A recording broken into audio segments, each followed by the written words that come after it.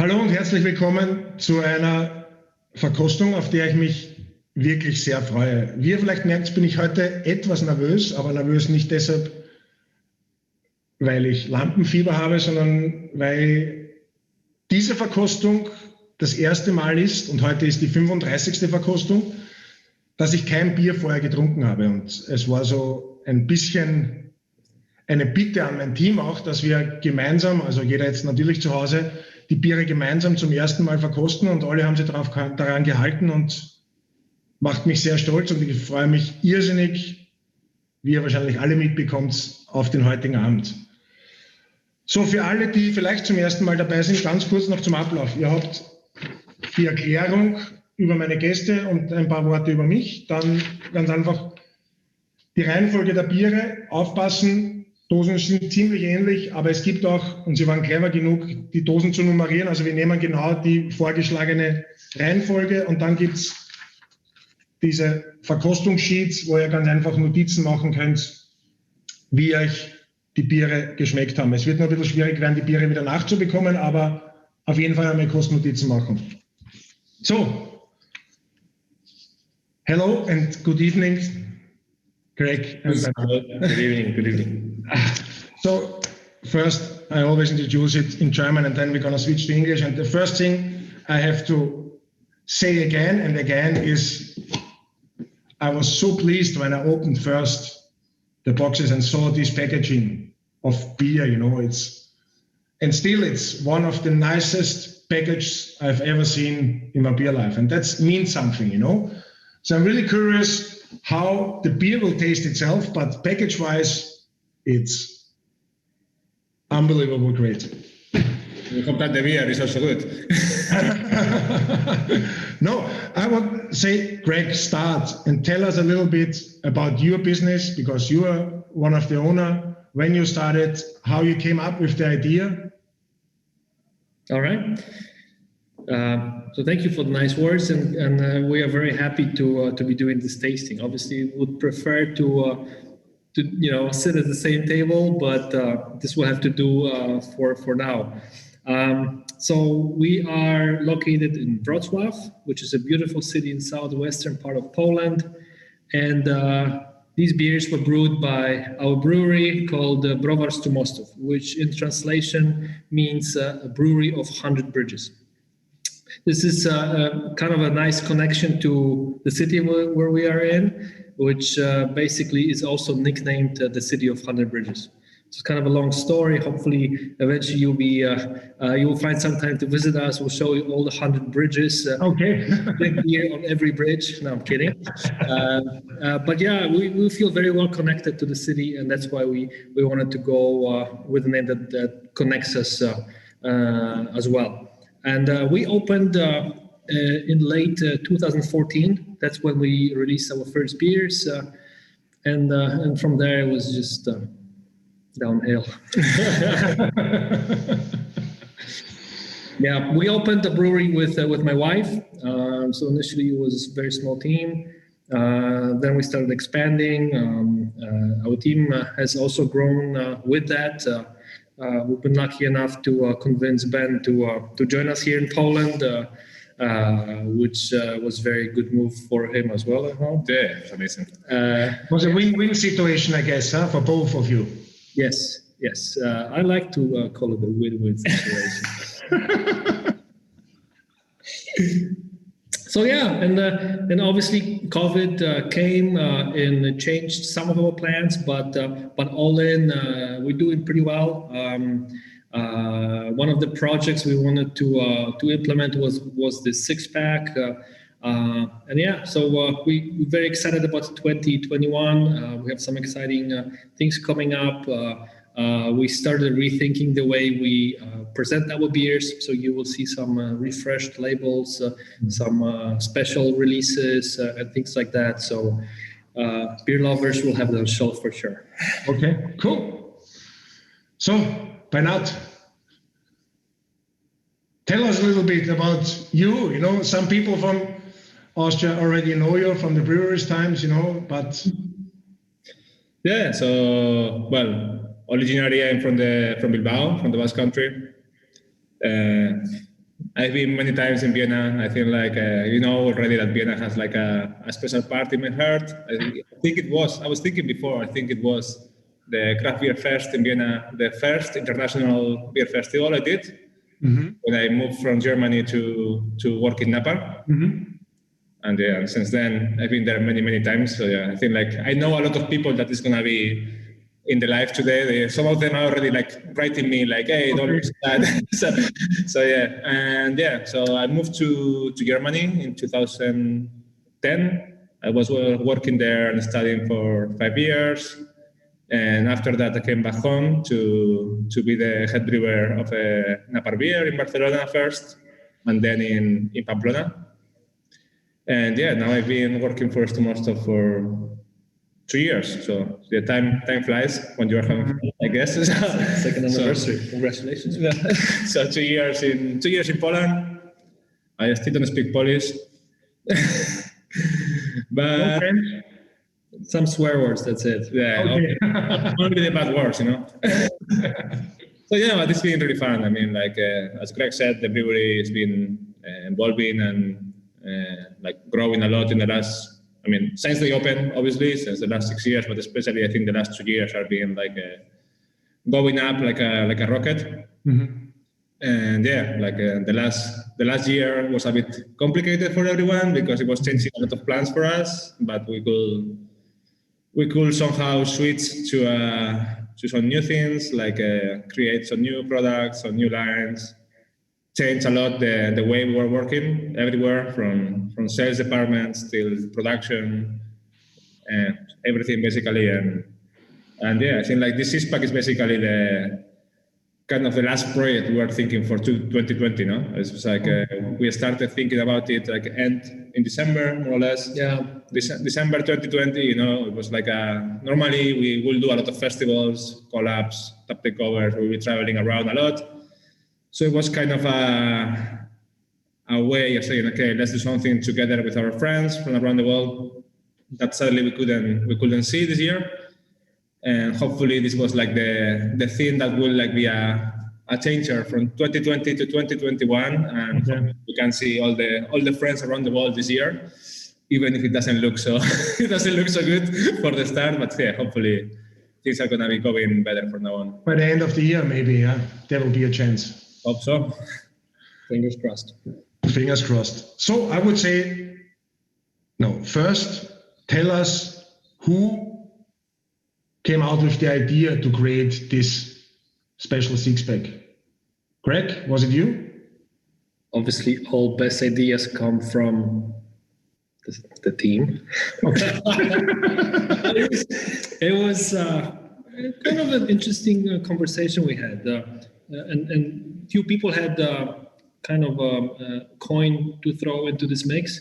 But we were basically approaching our 6th anniversary, which was in December, and we were preparing for something like what we're doing right now. Normally, we would celebrate, have a party, and it was a bit sad because we had to just kind of meet in our tap room, do the live, do some tastings of the beers that we were releasing.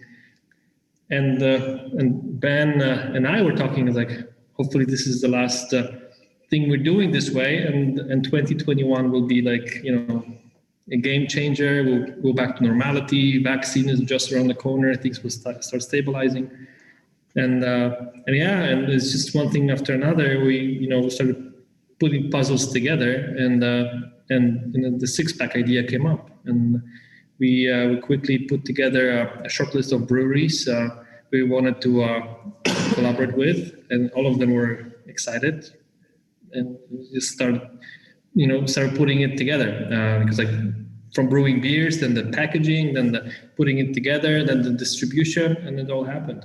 So it was one of the more challenging projects we've done in recent times, but it was one of the most rewarding because everything looks great. Our partners were also thrilled to do it with us, and Ben will probably add a few more things to what I said. No, that's all.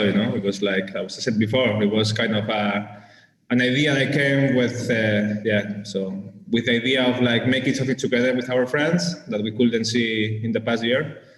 And it all makes sense, because it was like 6-year anniversary. Like obviously, if you're gonna make something like this, like you are not making a 3-pack or a 4-pack, like only a 2-pack makes sense. Yeah. When you see it from this side, then of course, yeah. So actually the first idea was to start like doing something a bit more simple, maybe with whole packaging and so on. But then like always Greg started thinking and doing it like a more complicated from one side, but like on a proper way, like proper way to do things. And I mean, that's something I really enjoy from working here, like we don't do things only for doing the basic or doing the basic for certain things. Like we try to do things the best that we can. I mean, like, and this packaging, the beers, the breweries that we are collaborating with is a sample of that, that we try to do things as good as they can be.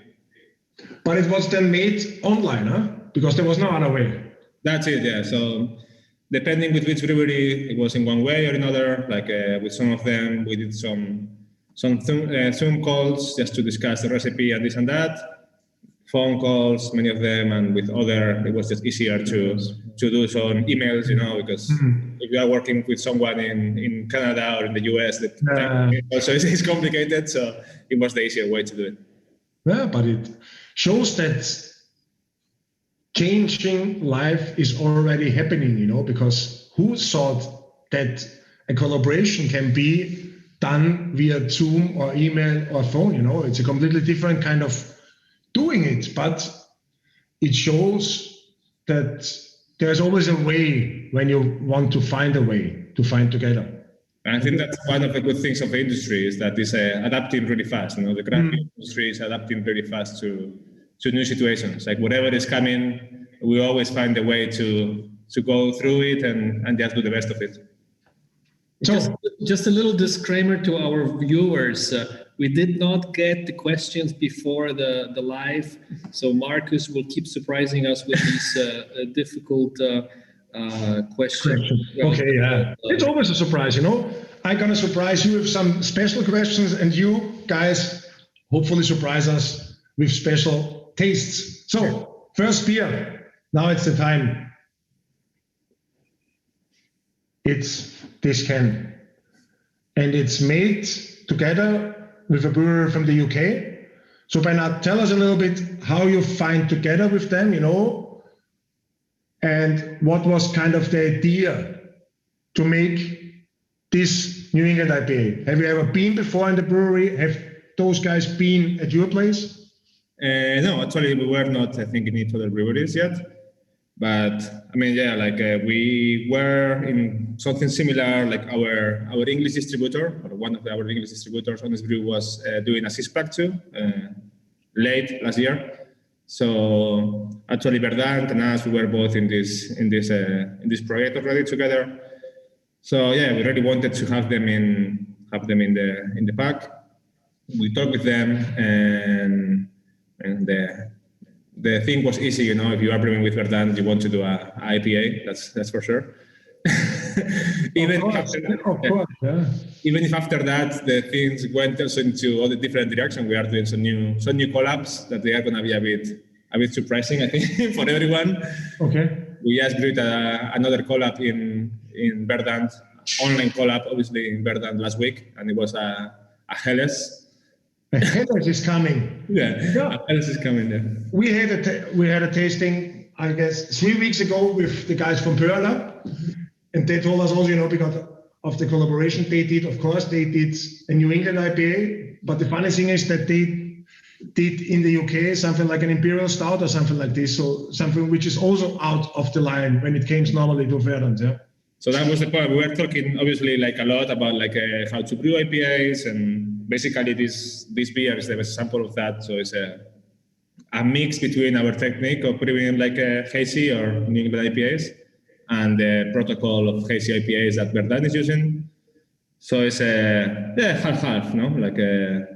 Somehow we started with our Brew House protocol, so more or less the malt bill is the same as or similar as we use in our IPAs. Mm-hmm. But then the way we were treating the beer, especially in the dry hopping, is the Verdant style. Okay. And it's crazy just to see like some degrees of temperature, like how you change a bit the temperature of the dry hopping can change the profile of a beer totally. Because I would say that this beer tastes more like Verdant than it makes Stu Mostów. So now it's the time, open the can. Yeast, right? That's also. There we go. Mm.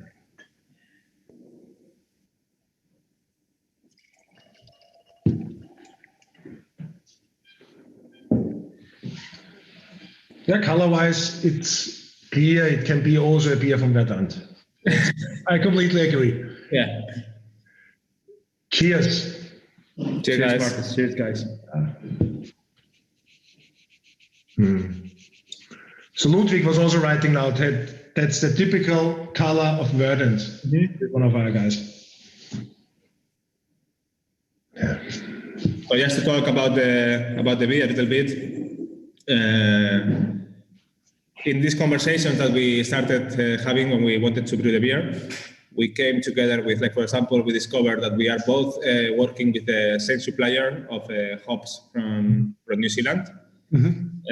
It's a quite new and a small farm called Hop Revolution.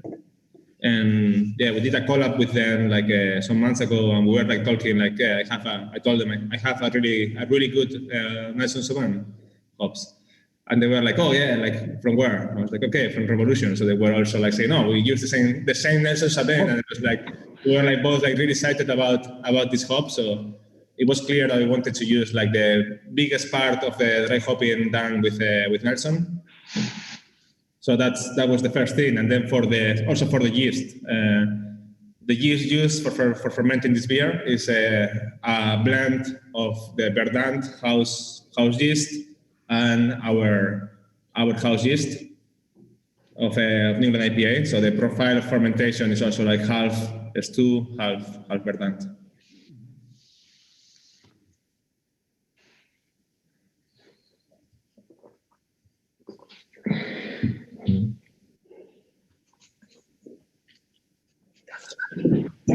Say something, come on, you're making us nervous. No, you not have to be nervous. No, yeah. First of all, as I saw and told you already in the beginning, it's completely like a Verdant beer. So it's well done. Then it gets this mouthfeel, this fruitiness, this kind of creaminess. So it's really superb, well balanced. Carbonation is on the point for me. And then even it gets 6.3 ABVs, in the aftertaste, it's got a little bit of a warm aftertaste, but it should be as it should be. But then it's balanced, it's round, it's completely well done. What we were talking about, the dry hop profile, that we use the dry hop technique that Verdant is using. This was part of the collab was, to bring in some of the processes that the different breweries are using. And we dry hop this beer like colder than we do normally. Okay. Normally we will dry hop a bit warmer and in a different protocol, and this one was dry hop colder. And I think like what you get from this is like when you smell it, is exactly the same. It's like probably a bit less fruity than our regular New England IPAs, but it's more like opening a bag of Nelson Sauvin. So if you open a fresh bag of Nelson hops and you smell it, that's the smell you get. I think it's like more pellet, more like fresh than. There's a guy asking now. Manfred is asking, how high are the IBUs? Oof, complicated to say. Like in a beer like this, where most of the hops are coming in the beer pool and in the dry hop, it's quite difficult to calculate IBUs. In the theory, the calculation will say that it's close to 15, but I think it's much closer to 30 or something like this. So 30, 35 for sure. It does have some bitterness for sure. Like we have a big charge of hops in beer pool.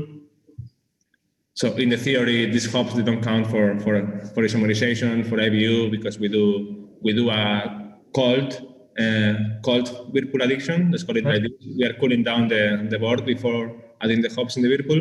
Okay. But in the end, they do add some bitterness always. That's it. And overall, how many kilos you add to the beer per liter? Is this correct? Close your ears, because that's something maybe you count the euros. I can tell you in euros. He can tell you in kilograms. Okay. So in the whirlpool side, we are in around 1 kilo hectoliter, more or less. And in the cold side, we are closer to 2 kilos hectoliter. So in total, for one batch, it's around... For one batch of 20 hectoliters, it will be around 50, 60 kilos. So it was a double batch. We did 2 batches of this beer, so it was like more than 100 kilos of hops in total. Cool. So tell us a little bit, Brew House itself, how big is it? 20 hectoliters, so 2,000 liters. It's like a German-style brew house done by Braucon. Same. Two vessel system, 3, 4. What do you have? 2 plus whirlpool. So okay. So it's like the mass tank is the same as the boiler, and we have a separate liter tank. Even if this year there may be some changes, because we are thinking about doing some changes in the brew house, increasing the capacity a bit. But a lot. That's good. That's good to hear. That also means that the business is going okay. Yeah, it's the best time, like pandemic, COVID is the best time for doing that. But yeah, I mean, I think it's good. I think it's going to give us the freedom to work a bit. Right now, it's a bit like putting puzzles together to do the big plans and so on when we are in the high season. And with this expansion, probably things are going to be going a bit easier for everyone. Yeah. So 20 hectoliters, and then we have 3 20 hectoliter tanks, 6 40 hectoliter tanks, and 6 60 hectoliter tanks. So single batch, double batch, triple batch. Double batch. Yeah. Plus then some more tanks and fooders in the wild beer area, but that's a different animal. That's different story. So Greg, what you were thinking about the collab with Verdant? I like it. I mean, that's why we also numbered it as 1. That's why we're starting with it. In terms of all the 6 beers that we brewed. So it's supposed to be kind of an introduction to this journey through the box. We wanted to make it, I know it sounds kind of crazy now, but kind of a classic New England IPA, like properly made, very juicy, with a nice selection of hops. That's why we went with, as Ben was saying, Nelson Sauvignon as one of them. Wanted to go as fresh as possible, and also collabs for us mean a lot. I mean, we normally we also like to meet up with a brewery that we collab with, have some good time, get to know each other, get to know the other culture related to beer or other culture, drink lots of beer, eat some good food, and learn from each other, exchange ideas. And I think this collab, number 1 of this box, was probably the most involving, actually. Okay. We exchanged a lot of emails, a lot of conversations about the recipe, about just general sort of way of running a brewery. And shortly after finishing this one, Ben started talking with James about doing a Helles in their brewery, because we all love lagers, right? so that's what collabs are for. Exchange ideas, learn from each other, and do something really, really nice. And that's what this beer to me represents. There is a question coming out about the water. So, I mean, heat the water, you prepare it a little bit, or? Yeah, sure. So we do have the water in Wrocław is quite soft. Mm-hmm. Anyways, we always go through reverse osmosis for everything. So basically, the water we get we get from our water supply is even softer, but we adjust the water depending on the beer. So if we are like making a hazy IPA, it's going to adjust in one way. If we are making a Pilsner, it's going to be adjusted in a different way. So. But what means from the water supplier? Is it not tap water? No, it's tap water. It is tap water, but it comes through a filter and a reverse osmosis. So it's like we basically take out most of the minerals. Yeah, but it's coming from the tap or from the ground. It's tap water, It's not a truck coming and supplying you with water. That's what I was thinking. What's going on there? The water supply itself from the tap, it is quite soft here. Okay. For example, for brewing like something like a Helles, it will be perfect.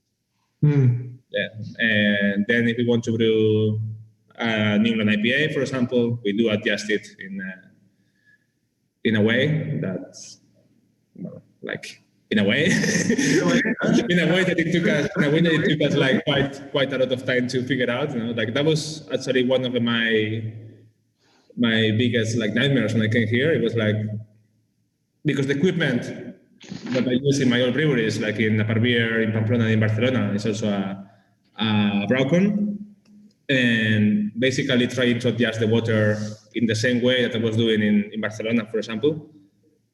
In the beginning, things were not really working for me. So it's like the beers were getting there, but it was something that was not working. So it was basically 1 year of brewing a lot of IPAs where they were getting better and better and better. But still, I was not happy. Still, I was thinking that the water profile was missing something.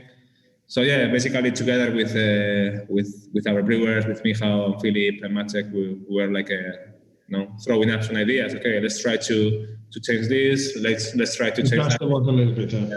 And in the end, we came to this point where we are really comfortable. Good haze stability, good body. The beers are quite smooth. Even if you have like a good body, but they are smooth. They are not really like. They can be a bit bitter, but it's a clean bitterness. It's not this bitter that you have like lingering for a long time. So we are really happy with that. But it was complicated. You always think that what in your last brewery was like 1 + 1 is 2. Then it was coming here, and 1 + 1 suddenly was not 2; it was 5. Different story. Yeah. So, Martin is asking, Greg, you told already that collaborations are really important for you guys, but how many you do normally average per year? When it's, let's talk about a normal year.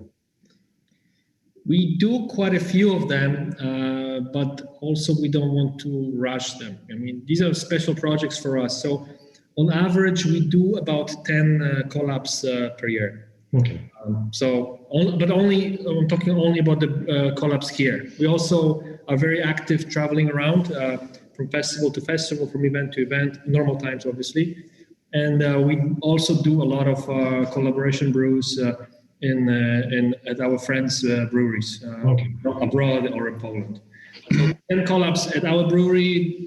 We have this is a special project. So this is kind of outside of the regular way of representing our beers.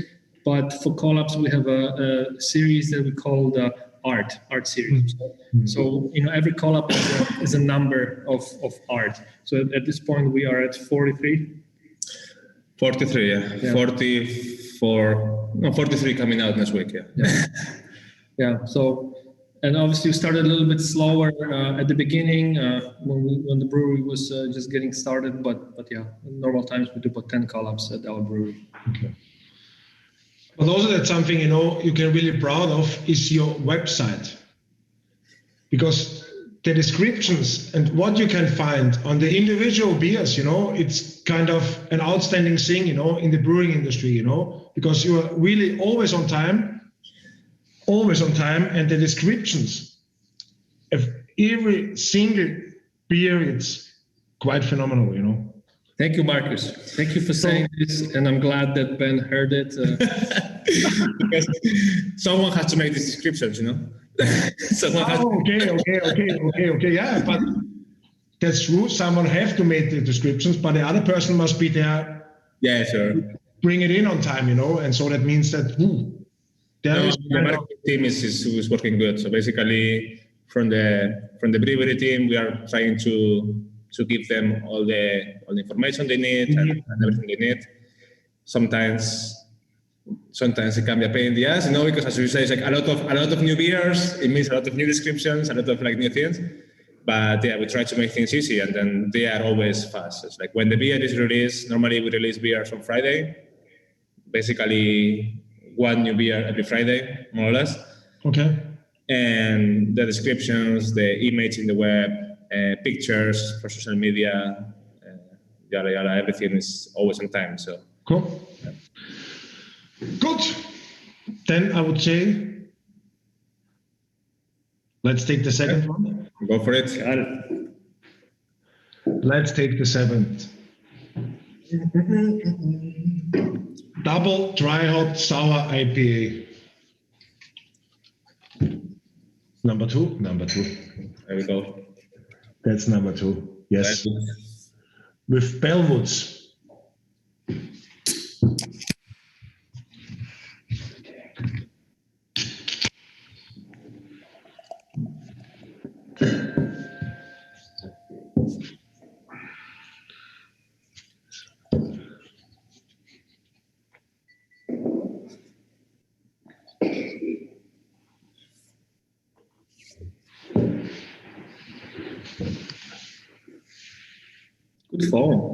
Good form, yeah. Stable form. So, Beinat, tell us a little bit, maybe some of the audience is familiar with the brewery, but Bellwoods from Canada. They are known for sour IPAs? Bellwoods are the best. I mean, Bellwoods are really I think it's one of my favorite breweries, they do everything. They do from hoppy beers to lagers, mixed fermentation sours, dark beers. And basically it's one of these breweries that they make everything and everything good. So that's something amazing. And a part of that, they are Canadian. So everyone knows that Canadians, together with Austrians, are the best people in the world. They are really fun and easygoing and super polite, and it's amazing. I got to know Luke, the owner from Bellwoods, some years ago already. I was visiting them there when I was still working at Napa. We met again many times in the world. And they have one beer. Why we decided to make a sour IPA with them is because they have one beer called Jellikin. That it was probably one of the first sour IPAs back in the years. And even if the process, again, we basically got the idea of doing a homage or something that was kind of similar to Jellikin, but taken to our brewery. And their beer, Jellikin, I mean, they made a lot of different versions of them. They made a dry hop one, they made versions with fruit, blah, blah, blah. And their version is they add the lactobacillus to make the beer sour in the tank.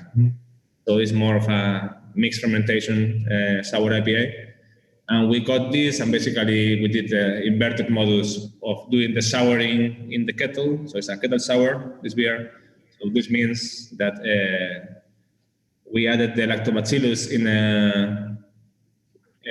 the kettle, basically sour the beer down to a pH of around 3.3, 3.4. After that, we boil it, so we kill this lactobacillus, and the protocol afterwards was the same as a New England IPA. So double red hop, one red hop in active fermentation, one red hop a bit colder, to have a bit of different parts of the dry hop. A hotter dry hop is gonna bring up more fruit. A colder dry hop is gonna bring more green or raw kind of hop or pellet aromas, and that's the result. I mean, it's a beer that is sour. Obviously, it's a sour IPA, low pH, but it still is quite juicy. And for me, it's the more lime forward beer I ever made. Okay. The smell and the taste for me is a lime sorbet, like a lime ice cream. Lime sorbet, yeah, is a good description.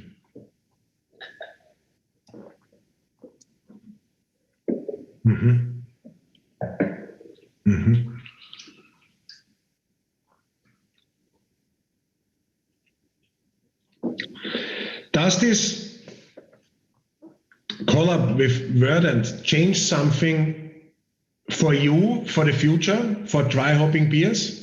Was this something completely new, or was it something you already had in mind but you never heard before? No. Basically, it was like a way of dry hopping that we already use it, but in other kind of beers. So it's not our New England IPA protocol of like dry hopping, but and actually we tried it. We did a tasting ourselves like some weeks ago with some different IPAs we were brewing lately, and well, we like it. I think I'm not gonna say we are not gonna use it in the future, but I think we decide that we prefer our more fruit-forward, fruity dry hopping protocol. Okay. But I mean, like when you do, I don't know how many IPAs, like 20 new IPAs or 24 new IPAs a year, you have enough space for trying new things. You know, Can adjust a little bit. Yeah. We know it's the same. It's boring. So this beer is super dangerous. Really, you know, especially because it's dry, you know, it's at this fruitiness, it's tart, it's balanced. And when it comes to summer, it can be super refreshing, but it can play a really bad game with you, you know, when you not pay attention to what you are drinking at the moment. That's it. I mean, it's like a 6.8 beer, so it's already like a strong beer. And as you said, in a good weather, when it's warm, this beer is perfect, you know, like it's super refreshing, still fruity. And you don't see so many sour IPAs, I think, out there, especially without any fruit, because normally we do ourselves like some of them, and we do them like more with fruits. But it's nice. It's interesting also to see how the hops in a different pH or in a more sour beer, they work totally different. How, you know, like the protocol of this beer is a traditional double dry hop, but the lower pH it makes the flavors completely different. So it's okay. Birgit is asking if you're using only lacto or you add something else, or it's only lactobacillus you're using? Only lacto. Okay. It's only lactobacillus and fermented with our house, like a New England style yeast. Okay.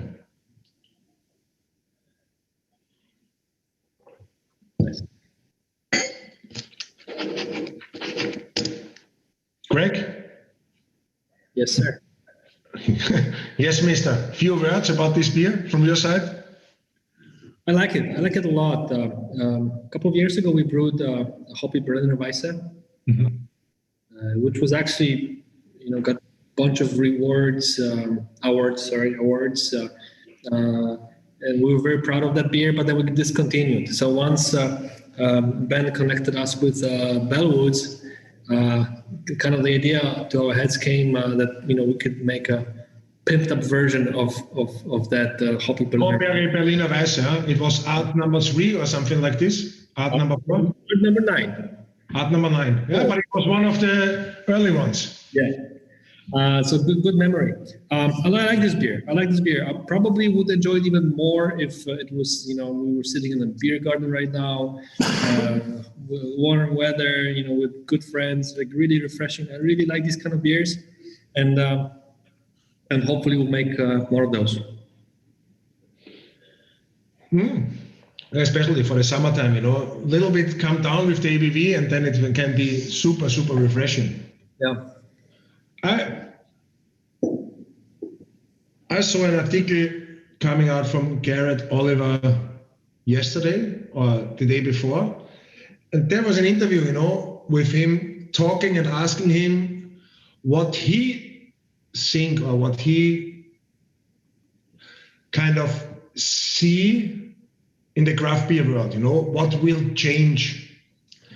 And then he came out with a word with a sentence which was really cool in my mind. You know, he was talking about big bottles, for example, you know, 0.7 bottles. I don't know, maybe you read this article as well. And he thought that the time is over for 0.7, because people, especially in these days, they don't have the opportunity to share bottles and beers together. So he thinks that bigger packaging is over.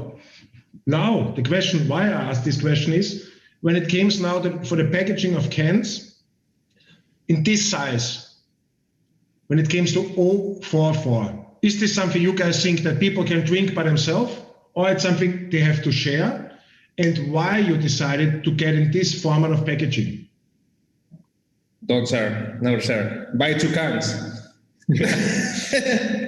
Don't you keep reminding me caring is sharing or sharing is caring? No. Yeah, I mean, so if I can take a step back, because it's actually a very good question about cans in Poland. We did our first cans a couple of years ago, but we did it with the mobile canner. So they came, we prepared 2 beers, 2 very nice beers, and they did the canning for us, and we wanted to see how it works. And back then, we found no interest in Poland for cans. We sold most of it exporting, but in Poland there was no interest in cans, which was shocking for us because at that point already most of craft beer markets were doing cans. They were rejecting bottles. So it gave us some thinking, and then eventually we said, screw it. We'll take a risk. So we contracted a purchase of canning line. This was middle of 2019, with a expected delivery March 2020.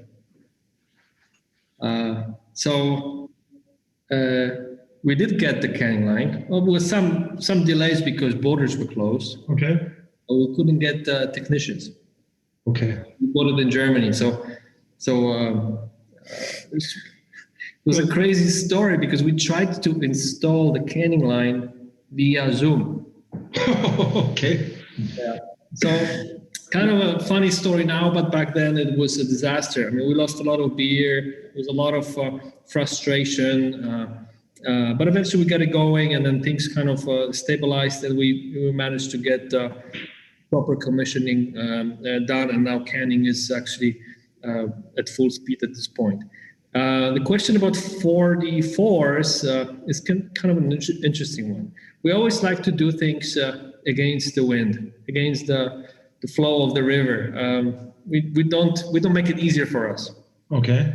The preferred can size in Poland right now is 500 milliliters. So we kind of wanted to do something unique. So we were probably, if not the first ones, one of the first ones in Poland that implemented 440 cans. It was partially because of the experience we had with first cans, which didn't sell too much. So we we did proper research and said, okay, if cans still don't fly in Poland, let's pick a format that will allow us to enter export markets or push it to our current importers, and that kind of stuck. We have a possibility of doing different sizes, but now we're actually happy with this size. Ben, do you have a different opinion? There is also why, sorry, not only for us, but why 44 cans got as the standard in the beer industry is normally most of the breweries doing cans, or craft breweries, they have a limit of capacity of beer they can brew, especially in hoppy beers. Big losses amounts are not that big. So then what is important in the canning, when you are canning in the process, I mean, we all know that oxygen is an enemy of beer, especially hoppy beers. So the main problem with cans is called, also in bottles, it's called TPO, which is total package oxygen. Mm-hmm. And the point is the best for craft breweries will be to do 0.33, because basically you can like reach more people with your beer. Like you don't have like such a big amount of beer to sell, so you can like do it in smaller portions, so you reach more people. Basically, you can also charge a bit more per liter than you will do with like 0.4 or 0.5 cans. But the problem is that this TPO is going to be the same or basically similar if you do 0.33, 0.44, or 500. This means, but what is not the same is that the amount of beer. So this means like you will have the same amount of oxygen, but in less liquid. So then this will mean like more total package oxygen, but it will be like actually making the beer get old or worse faster. So I think like the 0.44 can is actually a good compromise between getting into more people, but having a good ratio of like TPO, total package oxygen, for the amount of beer you have in the can. What is maybe a bit geeky, but I think like because it's quite common now, you know, for most of the international breweries, they're only gonna fill 440 milliliters anymore, you know, because the rest is already disappeared, you know, because smaller, the bigger ones like Brewdog, they are still doing it, but then they have this big format as well. So it's kind of the new can size. But then the question is, you know, when it comes to heavier beers, like the last two we're gonna taste, you know, then it's more or less for sharing. It's not for drinking, you know, it's for tasting and sharing. And that's why, is it not too complicated at some point or sometimes, you know, when you feel it only in this kind of size or format, that people say, but that's too much to taste for individual person. Or they are all fine overall. That's kind of an answer or a question for you, Greg. Oh, Marcus, these are very good questions, and that's something we have been working on our side to streamline some processes, because like at some point we found ourselves having, I'm guessing now because I don't remember exactly, but like 4 different formats of bottles, and then you need special boxes for all those formats. And then every time you change a format, you need to recalibrate your filling line. And it was getting really intensive, you know? It's like, I completely understand your point, and ideally it would be to have a special package for every style of beer, you know, smaller beers, smaller package. But for smaller breweries, small businesses like ours, it's just really intensive. You know, it's like you need people to prepare it. You need to clean it. You need to change it. You need to have packaging for all the possibilities of cans, bottles, etc. So in a way, we try to streamline things to make things relatively, I can't say easier, but like less difficult. But on the flip side, we find this a problem that you're describing, which is like in terms of heavy beers, is 44 centiliters too much of an Imperial Stout for one person. Probably, although in Poland people drink. They used to drink heavy stuff. Pints. That's good. So Martin Voigt is asking, what about Beer Festival in Poland for 2021? Are there already Wrocław Festival, Trobego Piwa will happen? What about BGM? As organizers of Beer Geek Madness, it was heartbreaking to postpone the date for the 3rd time. Okay. So yeah, it was a lot of work, a lot of effort, a lot of passion and love went into organizing every edition. So last year we pushed it to April.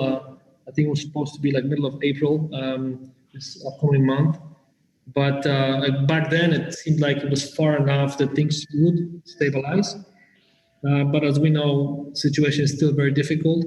So earlier this year, we decided to postpone it to April of 2022, because we still believe, watching what's happening right now, we still believe that there will be problems for big events, big gatherings of people until there's vaccination wide enough. There's potentially a cure for COVID.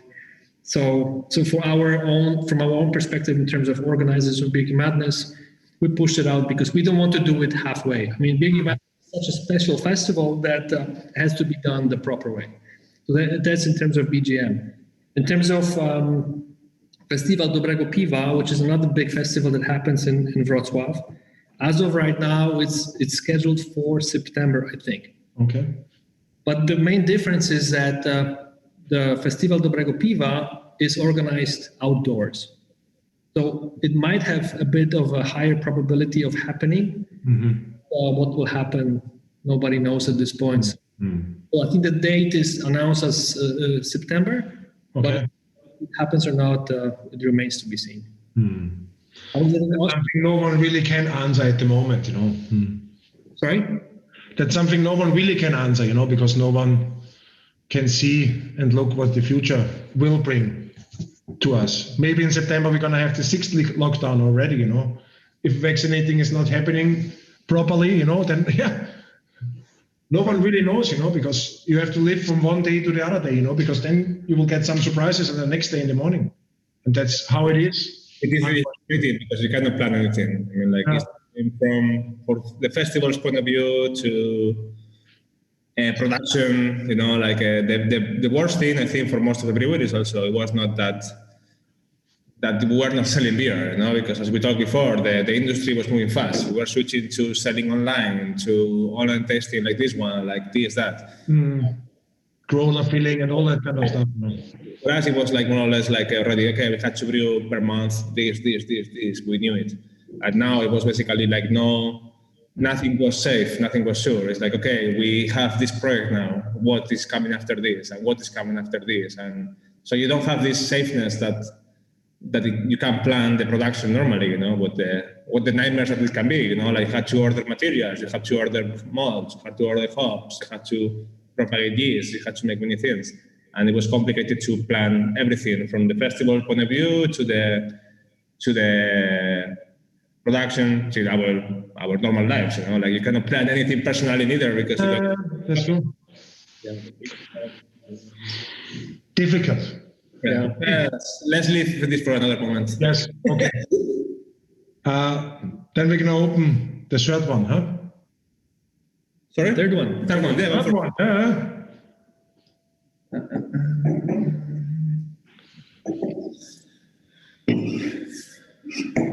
Now it's serving. Here we go. So, DDH England IPA with coconut with a crack.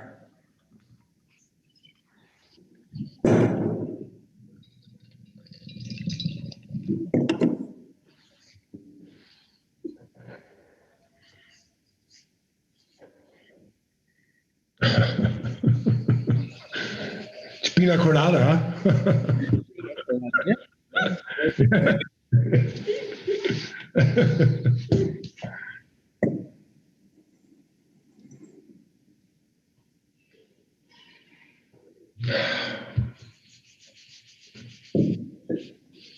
So you're familiar with brewery Crack out of Italy? From Italy, yeah. Great guys. So hopefully they're watching us. Hello, Claudia.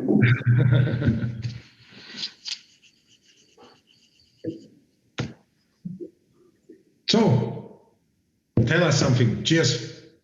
Cheers. So with Crack, we like what they do. Especially they do a lot of IPAs, hazy IPAs, but they always try to add something different.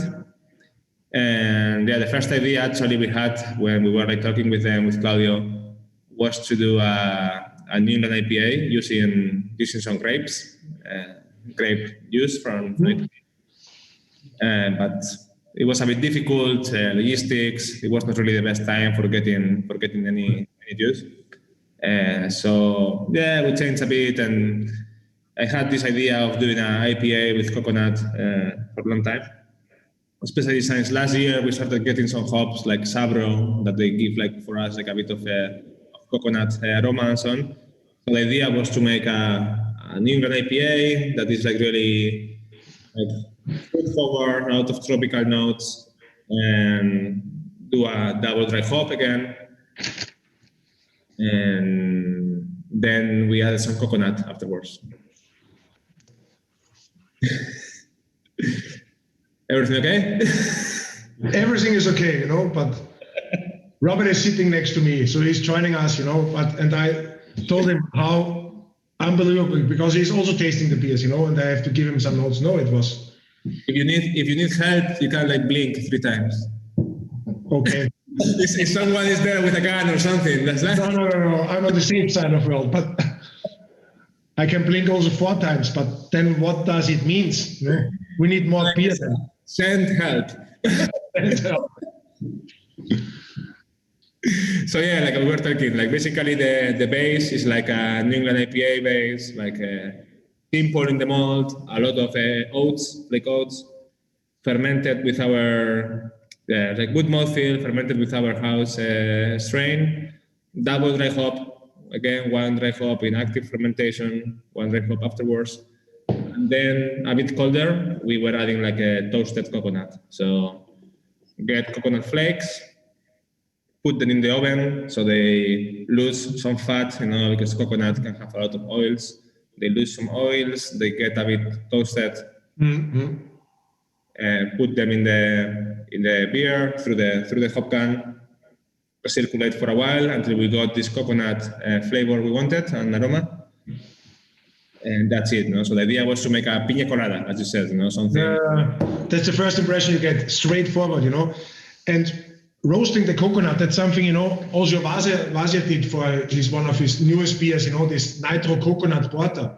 Mm-hmm. They also used these coconut flakes, roasted them a little bit to get out the oil, to get it easily and smoothly into the brew. Yeah, but that's that is also something. It's No, in the end, coconut is always used more in dark beers. You can see a lot of Imperial Stouts or dark beers with coconut, but that's common. That's kind of a little bit unusual, especially for me, maybe also for all the other people, because it's pina colada. And again, bring this out again in the summertime when the gardens are hopefully open again, then we hope it is. Yeah. But is it planned, or you already thought about to maybe re-brew some of the beers, or you say no, it's only for a 6th anniversary, it's a one-time release and it's done, or you're already thinking maybe it can be that we're gonna release some of them again, or is it a secret of the brewery? I mean, this project was very special. As of right now, we don't think we will rebrew any of these beers. And obviously, the experience, all the experiences that we have gained through brewing each of these beers will remain within the team. Mm-hmm. And the future beers that we release will definitely benefit from that. We might do another coconut IPA. I'm not saying no, but it will be different maybe malt composition. We'll see. But generally speaking, we intend. Hopefully, we will do another 6-pack collab box.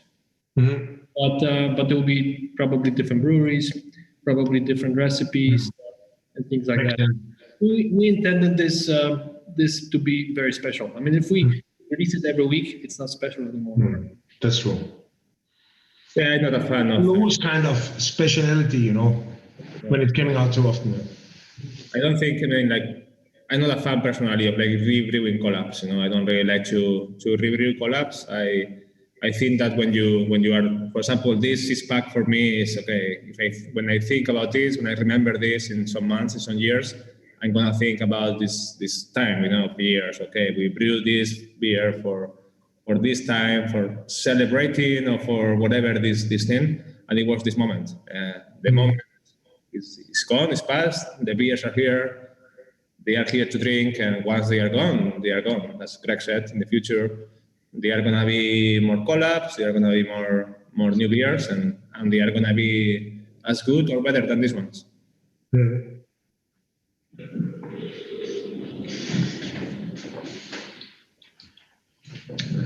Is this something you think can work with any kind of food? Yeah. With which kind of food you think you can pair this beer? Now we put it time so we get a hot dog, or But what kind of hot dog?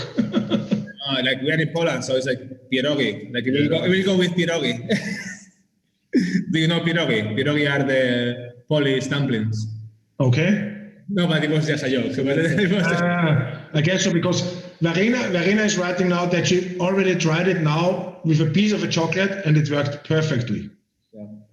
Yeah, definitely. Generally speaking, pairing beer with food is something very trendy. We have been experimenting with this for some years now. So we do these special dinners where we have, 6 courses of food, and then we pair it with different beers. And people, when they leave a meal like that, they're blown away, because you take a sip of beer, it tastes one way, but then when you start mixing it with some characteristic foods, then the beer starts tasting differently, because your mouth is already different. I mean, it's adjustable to what you put in your mouth, and pairing food and beer is definitely something that will be hotter and hotter when in the future. In the future, yeah. And often it is kind of the beer is helping the food, or it comes also the other way around. That the food really push forward the beer. And I can imagine to pair this with kind of a chocolate kind of cookie or brownie. That can really works really well. With some more fatty, spicy meats, I would also pair it, because like for example, you have Southeastern Asian cuisine. They use a lot of coconut oil, and it's usually very oily, fatty food. And with a combination of hops, the citrusy, fruity, you can work very well with very heavy meals as well. Indian cuisine can work well. Indian cuisine, for example, that's something which can really go. Talking about tastings, I feel like one of the best food pairings I made in my life, it was in Vienna. I don't know if you remember, it was, I don't remember, 4 years ago, we made this like cheese with beer and with wine. And together with Rick, in Vienna, this small, it was called Cheese War. 4 wineries, 4 cheeses, and 4 beers. That was amazing. That was really cool. Luckily, beer wins. Yeah. I was there with Oscar. I remember with in Napa and true. Fun times. No, it was That night it ended up a bit bad, but like Vienna style, After the tasting. After that. Vienna after the tasting, then it was happening. Vienna bars, you never know how you went and at what time you went. So, but I love Vienna. That's good to hear. And you're always welcome. Thank you, and likewise. We are not that far away. It's like 5 hours by car. It's close, It's really, really close. So, like whoever that is around Wrocław, just come by. The city is amazing, especially in summertime. It's really, really nice. The brewery is cool. We have like always a tap room open with our patio. You can have good beer, good food. But during the summer, crossing 100 bridges, that's not you want to do, I guess. It's better you come in autumn or in winter, because during the summer. I feel like actually they are a bit low. They are a bit like exaggerating. I think they are not 100. Okay.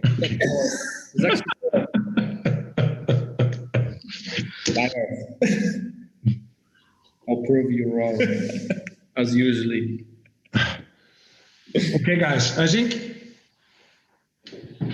now we can go to number 4. And I guess that number 4 was something, everyone was super, super surprised. And because this brewery from New York is super, super hyped and everyone is lining up. And then you came out with a can in this 6-pack with this brewery. And so, yeah. So let's go for it. We start with the big boys. So from now on, everything is higher alcohol even. High-end alcohol, yeah.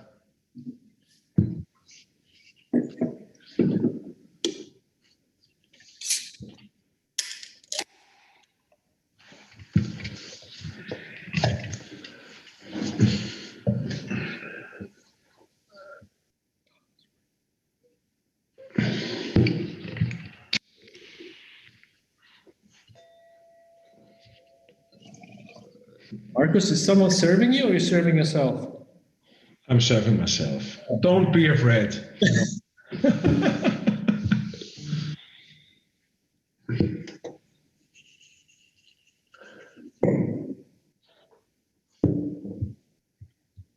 So who made the contacts to those guys? They made the contact with us. No, really? Yeah, we've been good friends for some years now. Meeting at different festivals. They were supposed to come to Beer Geek Madness last March. So when we started talking about this, it was obvious that we have to get them into one of the beers. And yeah, so they're really good people. Another collaboration that taught us a lot, and Ben will definitely share his observations about this. But yeah, really now we're looking forward to traveling over there when things settle down. But yeah, they are great people. Brewery to follow. It's actually like hype is real for them, yeah. Yeah, hype is real. Beer is good, but it's like the sample of how they are like a really hype brewery and like one of the best breweries in the world, especially in the hazy IPA game. But they are still like super nice and humble. Like everyone in the brewery is like nice and easygoing. Like from Sam to Anthony, Mike, Brice, like everyone, they are like super cool. And basically we just kept, yes, Greg said, we made them out of different festivals, and we kept meeting with people from other half in different occasions. Like for example, I had a really long night with the head brewer, Mike, in Barcelona when I was living there. He was running the marathon of Barcelona, 42 kilometers running the day after on Sunday. And we basically ended drinking. We closed the last bar at 5 in the Okay. After the marathon. Yeah. Because it goes straight forward into his blood. Yeah. The day before the marathon, and then he slept for 3 hours and hungover. He went to do the marathon in Barcelona, and he made his best time ever. Actually, because he is kind of running a lot of marathons, and he made his best time ever, doing being completely hungover. So that was cool. So it's basically we just kept meeting with anyone from the brewery in different places, like with Anthony especially. He comes a lot to Europe to do festivals and so on, and it's a really, really nice guy. Yeah, so it was again, if you want to make something special, if you want to make a special 6-pack, you want to have other half in it. And if you have other half in the 6-pack, you want to do a double IPA. So easy. The mathematics, they were quite easy. Yeah. And as always, they were very professional, right? Yeah. Really approached the recipe building process seriously, and I think we also learned quite a bit from them. So that's cool. So basically, similar style protocol in the malt bill. So quite simple. We keep always in the IPAs the bill quite simple, pale ale and pilsner malt, some oats here and there. And then again, here and there, we were talking about hops, and I think we're talking one of our favorite hops we got last year was Strata. And it was a new hop for us, and we basically at some moment we had to say, okay, let's stop using the Strata because we are using it in every new beer. And I was okay, Strata because it was so good that we just wanted to keep using it. So we added the main hop in this beer is Strata for sure, and then it's complemented again with as we talked before in the beer of Verdant, with Hop Revolution hops from New Zealand. New Zealand, yeah. Yeah, and this time we use Motueka, like a really nice Motueka that is like. Motueka is from New Zealand or from Australia? Sorry. From New Zealand. Yeah. Okay. Yeah, and the Motueka that the Hop Revolution has is maybe not. It's a really good hop, like a really good hop, but it doesn't fit maybe in the standards of the Motuecas we got. It's something different. It's something special.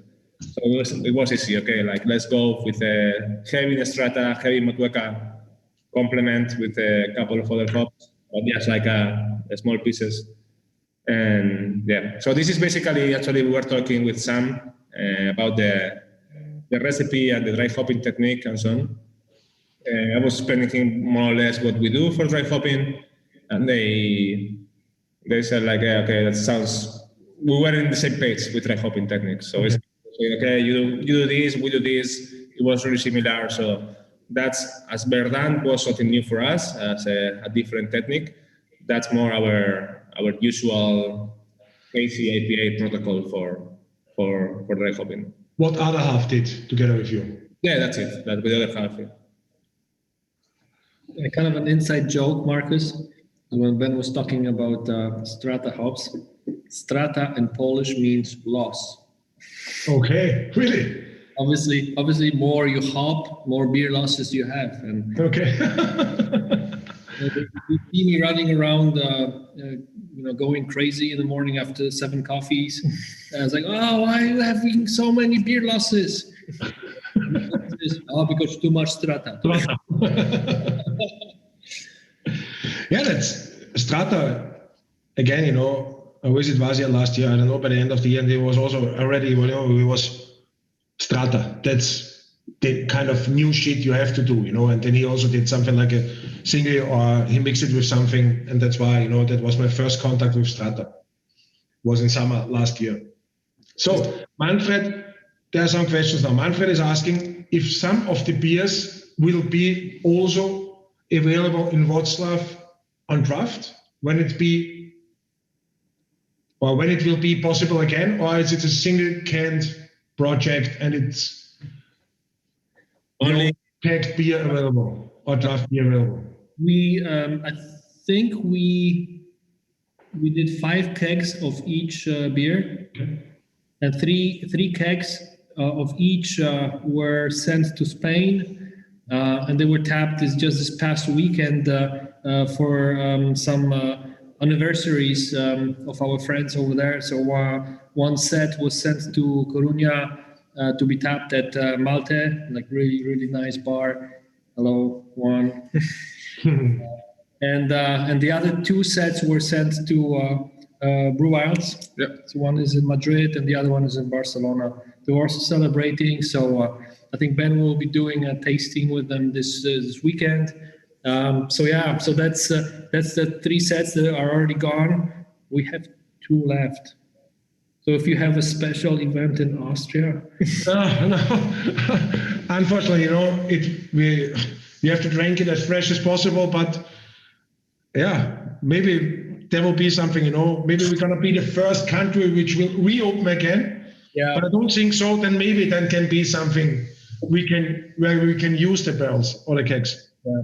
I mean, to be honest, the initial idea when we started planning this in December was to do a bunch of tap takeovers across Europe in best bars, to do maybe 15 all at the same time, all 6 kegs in 15 top bars across Europe. The plan didn't work out. Yeah, it's like a difficult time for that, but we're thinking to stop talking about it, Yeah, we said, okay, let's stop it. So Martin is asking if this beer is also on the way to New York, or it will be never available in the States. Yeah, but only for the people of other house. Okay. So we sent some beer, but I think it's gonna be for personal. Okay. Ludwig is asking, is there also maybe some Citra inside? Yes. It is. Citra, yeah. Citra is also inside. Yeah. Biggest part is Strata. A smaller part of Motueka, and even a smaller part of Citra. But there is. So Ludwig is a professional, you know. So he figured it out. Yeah. Marcus, what do you think? Yeah, it's drinkable. But that's the good thing. No, it's super nice to drink, you know, and I understand it on one hand. On the other hand, you know, I really don't understand why a brewery like Other Half can be so super hyped, you know, because in the end, it's a super nice liquid. It's smooth. It's super balanced. But in my opinion, there is kind of an end when it comes to some pricings, you know. And when you can find beers from Other Half, for example, when they get the way down to Europe, then I always think, you know, why? In the end, it's a beer and it's super hyped, you know. And sometimes it's a little bit unfair compared to other breweries, you know, because they are doing also a phenomenal job, you know. But they get to this point, they are there and they can be super proud because they managed to be one of the best breweries in the world, you know. But in the end, it's, it's hard to get. It's sheer impossible to get. Now we are lucky to have this beer in front of us, and it's super nice. And one day I will go there and drink a bunch of beers from their brewery. No, of course, you know, but yeah, I hope you understand what I mean, you know. In the end, what you say, you know, like why things get so hype, why things get so big, is supply and demand, is the special place, is the special thing that you have to do. You know, like it's with many breweries. You know, it can be Cantillon in Belgium, it can be Hilfarstadt in the US, also in Vermont. You know, the beer is the whole thing that you have with it around it. So but also what we were saying earlier, I mean, beer, obviously, you know, we run a business, but in the end, beer is such a unique product. And we always like to talk about all the people behind it. You know, it's like, as Ben was saying, you know, marketing is doing this, brewers are doing that. Someone needs to package it and whatever. I mean, you know, we're very lucky to have a family working here. I mean, we're all good friends. We all meet up with each other, and that's what creates this sort of picture around us. And that's what also very cool about Other Half. And I'm assuming that's part of the answer to your question why they are so hyped. I mean, that's because they are really cool people. They are putting their hearts into what they do. They love what they do. And that's what's shown everywhere, you know. So I'm assuming it's part of it as well. No, I'm pretty sure that those people are super nice, you know. And in the end of the day, I'm pretty sure it was not their plan to get so super hyped, you know. They want to brew the best beers, you know. And then maybe it happens, you know, by a magical thing that people were, okay, that's the way to brew New England IPAs and all these Hazy IPAs, you know, and now they are there. And that's it. That's all I want to tell, you know, because pricing is always something, you know, let's keep it. Yeah, but in the end, you know, it's like the price, the kind of beers, like when you would ask these beers, they are going to the US. It's like, I think it doesn't make sense, you know. It's like we are open and we are like talking to people to sell our beer in the US, but it doesn't make sense to send IPAs to in the US or in Canada, you know. Like we can send many other different beers. We make really good lagers or mixed fermentation beers or like sours or whatever. It's the same in the other direction, you know. Like maybe it doesn't really make sense to buy like hoppy beers from the US and Europe because the price is going to be higher. Obviously. And then these beers have to be drink fresh, you know. And some years ago, like when people still didn't figure out how to make these beers in Europe, it made sense. But nowadays you have like really good like hazy IPAs and IPAs. And, I mean, this is the sample, but it's like many breweries in Europe, you know, like going to Verdant again in the UK, or like, I don't know, like Basque-Collab in Spain, or like many other breweries in Europe that they are making really high quality IPAs. Yeah, I completely agree. So basically, like, why someone will pay like much more for a beer from the US than I don't know, like a hazy IPA from Stu Mostów, when the beer can be packaged today in cans and basically can be tomorrow in your shop. So it's the same between Poland and Austria. That's why I'm not bringing Helles to Austria from Poland. It's the same kind of way. What? You should bring Helles to Austria. Okay. Our Helles. Okay, we're gonna negotiate a little bit after the tasting, okay? About Helles. No, but we're on the same page, you know. There are countries where it doesn't make sense to ship the beer from this point to the other point of the world. But yeah, of course, it's delicious. No, the point is like always drink fresh. Like these beers, they had to be drunk like fresh. We could like brew like a bigger amount of this kind of beers, and it will be easier for us. You know, it will be easier for planning, easier for like everything. But we prefer to like do a smaller amount and sell them fast. So the same amount of every individual beer, and that's it. We prefer like to actually we give a quite short expiration date because we believe that this beer has to drink fresh. We even put the packaging date in these beers, and the plan is that, you know, it's like we are gonna make a smaller batch. It's gonna be out of the market soon. It's gonna be drunk in the first like 3 months, fresh, and we are gonna bring more. We prefer to like more releases, even if it's like more work for us. Yeah. Raw materials, labels, all the website things. Labels. What does it mean? For what does the label stays?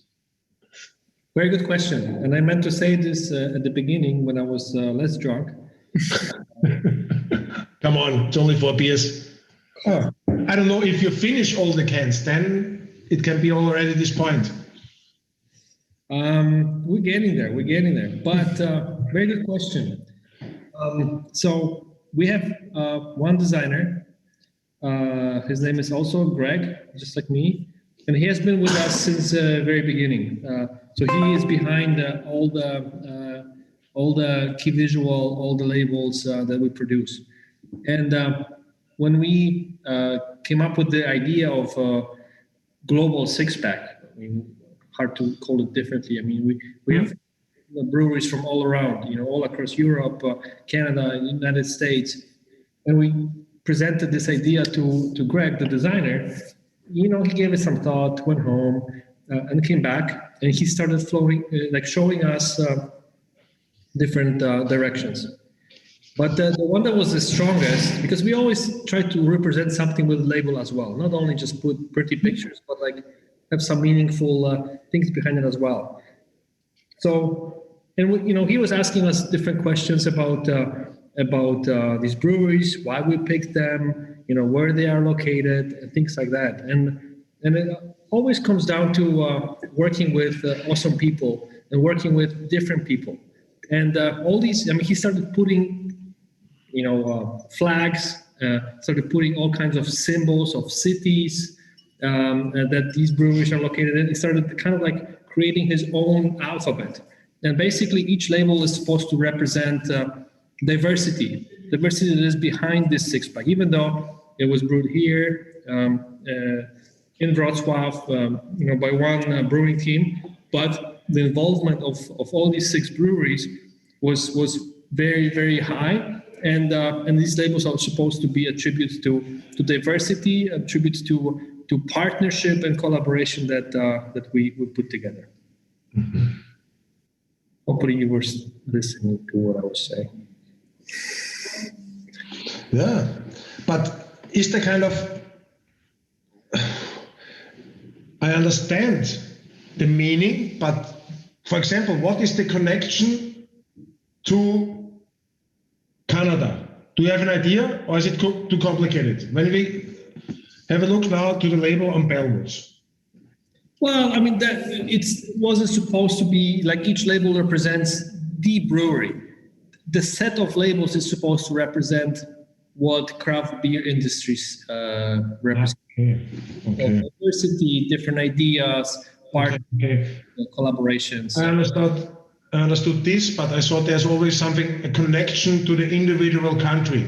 No. That was I was thinking. Okay, that's okay. Then it makes sense. Try to but you see a little bit of a. This is what good said. So actually, like in this special occasion, actually, like this part is a bit like Bellwoods, not from Canada, but it's a bit taken from the Bellwoods labels. Okay. Are they available in Europe? Is Bellwoods available in Europe? If you want, we can put you in contact with them.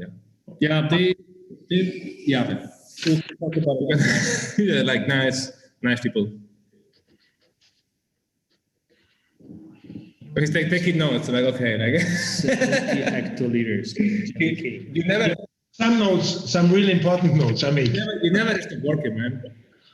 And it's working. Marcus, how's your football team doing? Good. But it's not a personal interview now. So overall, my football team is Rapid Vienna, yes. Probably all of the people know it. And we are on the second place, so we are good. But unfortunately, we cannot watch them and support them. So that's how it is at the moment. Good. Enough about football. Got it. Okay. We can have this discussion afterwards, Okay. Got it. So then let's go to the dark side of life.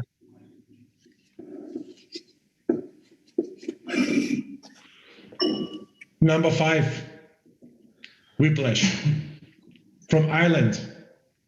Dublin. Fits perfect for today, no? St. Patrick's Day. No, it's perfect. Yeah, that's bunch. Yeah, that's true.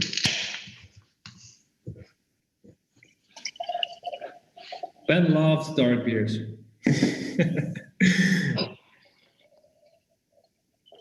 On the dark side. So yeah, as you said, brewed with a Whiplash from Dublin. Gypsy brewery until last year, no? Yeah. So they were like Gypsy brewing or like a contract brewing for a few years now. They opened their own brewery last year. Again, perfect timing in the middle of a pandemic. but yeah, I mean, like one of the breweries to watch in Europe for sure. I mean, like I don't know if you tried some Whiplash before, but they make like a really good beer. Like again, another brewery that they don't really focus only in hazy IPAs, but they make a portfolio of many things. So from IPAs to Belgian style beers, like low alcohol IPAs, like really good dark beers. So like a really nice brewery. And so yeah, basically Alex, the owner and head brewer of Whiplash, is a party machine, but also like you, old Irish man. So when we were talking about like doing the collab, he was like, we were talking about doing something dark with them, and he was like, okay, but no pastry, no bullshit, no lactose, no alcohols. No. He was like, I want to make let's do an old school kind of Imperial Stout, like how Imperial Stouts used to be back in the years, like roasty, hoppy, big, yeah. But did Alex already meet, or I'm pretty sure they know each other, with Ellen from O'Hara's? Probably know each other for sure.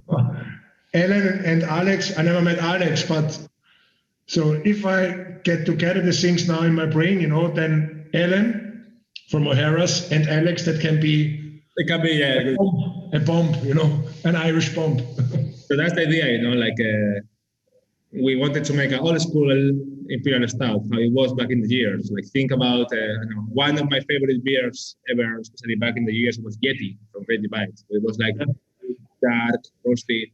So we wanted to do something like this. Obviously, this means around Plato 30.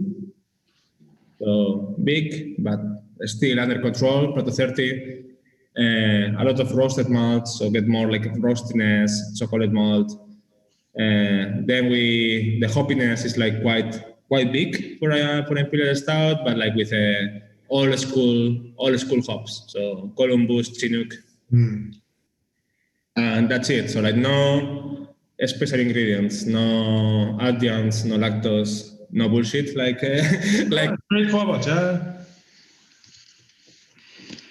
Yeah, I don't know how it is. How is the market in Austria? But in our part of Europe, pastry has been kind of a key word in many beers that are released over last some months.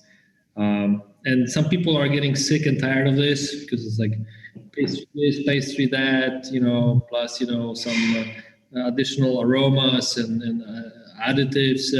And yeah, with Alex it was this or nothing. That's it. We don't hate it. I mean, I like the pastry stuff. I mean, for me, he had an idea behind this project, Alex, and that's cool, Yeah, he's like really like this, like he has his way of being, and he was like, yeah, I want to make this. I was like, it's cool, a bit of diversity. We have a pastry stout coming afterwards, actually. Yeah. Like why not get back to the 5 years ago when Imperial Stouts were big and they were like roasty and they were just hops, water. That was it, yeah. Obviously, it's a beer to drink slow. No, it's a beer to enjoy and to share. That was my question. No, not sharing. No, Marcus, buy 2 cans always. Not sharing. Buy 2 cans, one for you. One keeping and one sharing, yeah. The question was how Imperial Stouts are going in Austria.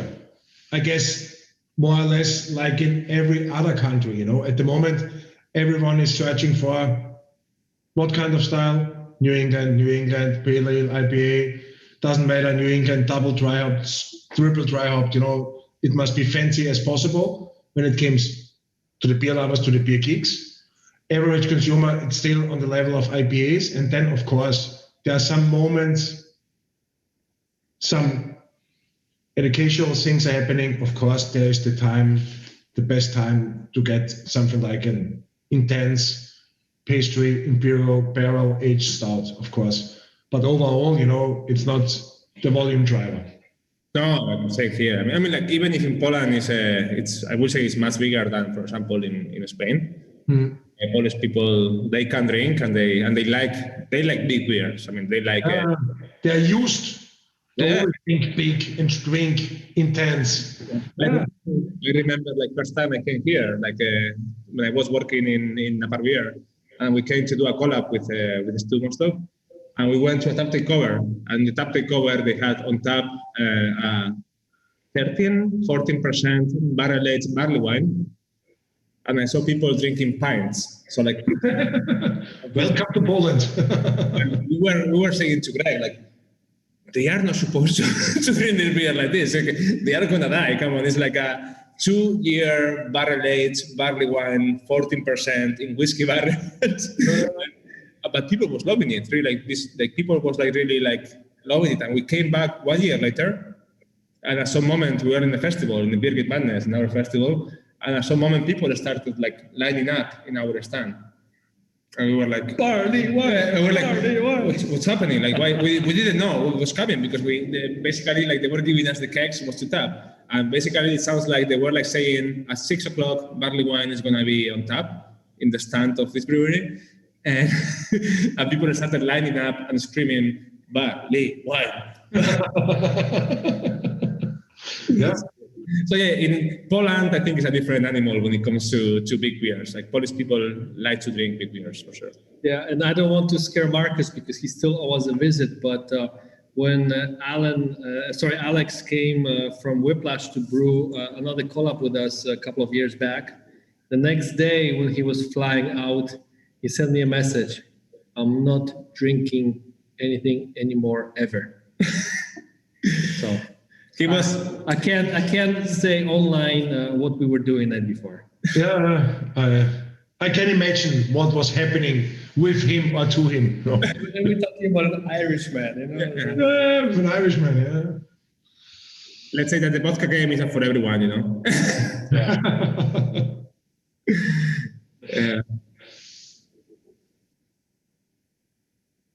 Straightforward start. Now a question is popping up to my mind, you know, how you see the future, especially when it comes to non-alcoholic beers. Is there already something in the pipeline? Are you planning to get something out with lower ABV or non-alcoholic beers will come? We will be pushing, and obviously Ben will give his spiel in a minute, but we will be definitely low alcohol beers. So this week we are releasing, and hopefully it's on the way to Austria already, releasing a small IPA, 3.3%. Juicy, hoppy, really easy drinking. So that's one of the first ones of probably many that we will do over the course of the year. So, drinkable, hop forward type IPA.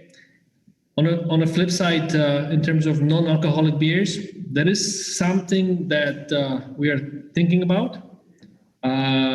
We were waiting for the right moment, and the right moment is probably coming. We wanted to do it the proper way. Build a laboratory, build infrastructure to control it, because every new product comes with risks, and especially no alcoholic beers or low alcohol beers, they can kind of go against you for different reasons. So we every time we release something new, we definitely want to do the homework, to do it the proper way, prepare ourselves, do some proper testing, do it the right way, pretty much. So that's kind of from a business point of view, and Ben will fill in from the technical point of view. Technical points. No, like Greg said, something is going in the line, to do a non-alcoholic beer. But you already know or can tell us how you're going to produce the non-alcoholic? Will you start fermentation? No, we are working on it, but it's nothing certain yet. Okay. It's a project we have started working. It was always there. It was always in the to-do list. But we're if we would do it, we want to do it good. So I'm taking my time to do this. We are taking our time, me and the team, obviously, with Billy, with Michał, with everyone in the team. And then, what I think is more interesting, obviously non-alcoholic is good, but what, as Greg says, low alcohol beers, especially beers that they are in the 3% area, I think they are really interesting, basically 3% is the diuretic line. So basically everything that is below or around 3%, what it's doing is hydrating you more than making you drunk. Mm-hmm. So this means you can drink. We are releasing a 3.3 IPA now. What is quite close to this limit.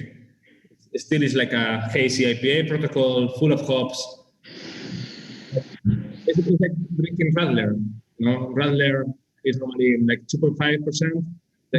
You cannot get drunk with Radler because basically you have to drink so much that your stomach will explode before you can get drunk. So with a 3% IPA, it's the same. Basically, you cannot drink so much beer of that to make you drunk because basically you have to drink 5 cans in 1 hour. What is from the human point of view is impossible.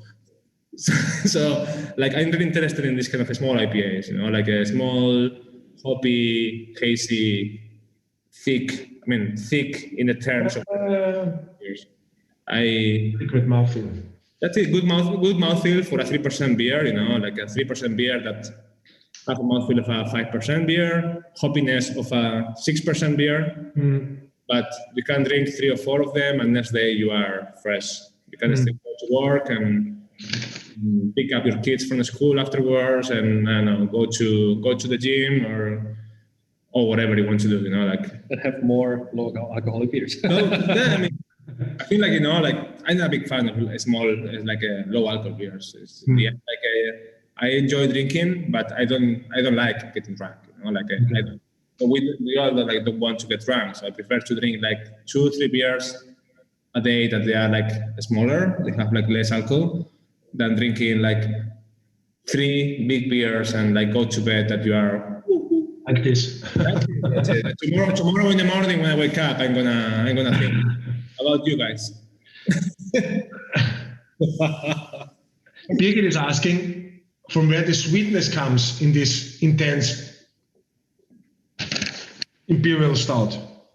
Straightforward. From where the sweetness comes. Well, definitely it's a high plateau beer. So it's like we said, like plateau 13, 30 is like a high alcohol beer. High plateau beer, obviously this means like high sugar content in the beginning. The sugar content in the end is also relatively high. So it's like around plateau 9.5, I think. So this is like the biggest part. And then the use of like special malts, like a lot of chocolate malt. Obviously this increase a bit the sweetness, obviously. Teresa is suggesting put in an ice cream, like vanilla ice cream, and then it's perfect. If you put I completely agree. Put ice cream together. Manfred is asking. Vodka in it as well. Vodka, yeah. You are crazy. And we already know it. You know? So Manfred is asking, is there a lot of export happening to the Czech Republic? Is this a big market for you guys? On and off. It's kind of a difficult market because I mean they obviously have huge beer tradition, many regional breweries, so it's not easy for outside breweries to come and present their beers. But on and off, we send our beers to Prague. Good friends at Beer Geek Bar, and they have our beers fairly regularly. Okay. Alex is asking, maybe it's a question for you. Do you have something in mind to brew with matcha or kind of thing? Is this something you are thinking of? And then also, can there be a collab soon with a brewery from Asia? Are you not so good connected with the guys or to the guys? We are, I mean, the Asian market is a big market. So it's definitely there in the line somewhere. Maybe after the expansion, right now maybe we cannot, in normal situation, we cannot brew so much beer as we had to do to supply European market and Asian market. But let's see, after the expansion we are making this year, obviously the Asian market, I know it from experience in the back, that it's quite big and it's good. Mm-hmm. For collabs, we don't have nothing open with that I know with collabs. Yeah, not at this moment. We know some people from that direction, but collabs we usually decide to do when we are like, having a friendship. Some beers, some podcast together, and then matcha is a good ingredient. Interesting. We definitely on the list of things to do. We don't have a specific plan for it just yet, but that's something we will definitely entertain. Mm-hmm. Something like a matcha nitro stout or something like this, that can work really well, So what's the characteristic of matcha? What's the characteristic flavor of it, or aromas, or? For me, kind of a green tea, it's really intense. It's kind of a green tea ingredient, so it's really herbal, earthy. It's kind of, it pushes you all the way, But the people from Uruguay are used to drink this matcha all the time, That's something like the national beverage, and it's kind of intense. It's really herbal. Yeah, it's more or less like a green tea, It's something for example, we like to play a lot with flowers and herbs and local fruits in our wild or sour area. Mm-hmm. That's the point where we play a lot with flowers, for example. Last year we released a beer with a lemon verbena and elderflower, and this year we are already thinking about new things. Mm-hmm. But the idea for this project is to use as many local ingredients as possible. Yeah, I mean, we try to get everything from 50 kilometers around the brewery. Go pick it up ourselves, get to know the people that actually produce it. It's a cool story. Yeah. Like it. I don't know if it's like matcha growing in Poland. No, I don't think so. Okay, now it's time for the list. Here we go. The big boy. Imperial Pastry Stout. Big guns. So what we said from Alex before on Whiplash, forget about it because now we are going to Florida, US.